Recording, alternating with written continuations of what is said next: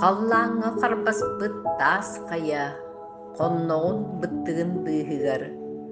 Батым үрек үрдік берігер, бөхөлек оттыр сандарар. Бұлырғы өбіге сағаттан, бұ манна жон серге олырыр. Үгіс әлбәқ көлуіне үйінен, үрін күн сырдығын көрбіте. Илгеләқ уғынан утақтан, иппитин ән үгісі чаққын. Бай талым бұлқынан алқынан, бар жоңын күрутын өрдіған. Батаммын түрәбіт төлбәбін, барыбыт жоллақ уятын, үтімен өріләқ күннер білін, үгістік мен түлбәр көрөбін. Кыржағас батамын барақсан, кырчыға бәрінер болума, үйелер тұхары ән атын, өрүүнен ақтылла тұруқтын. Қампа көк батамы мүрәғар, қаянда тиеғім, кетәхәр, ақтылған санабын бәлетән, ал оппар әтиеғім мақталбын.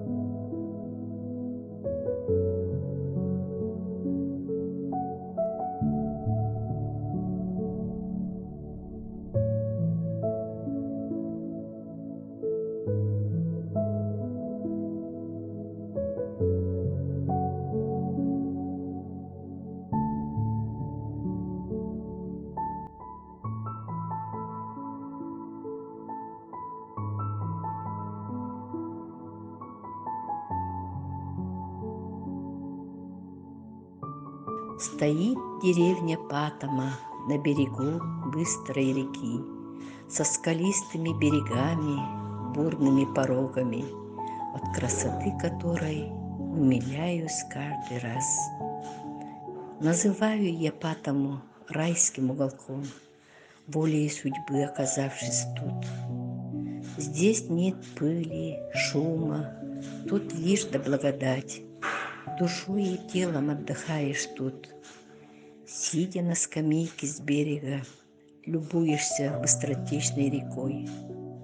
Одну мне жаль, ушли старики, оставив пустоту и тоску. Лишь в воспоминаниях моих милые труженицы-женщины, перед памятью которых преклоняюсь к земле.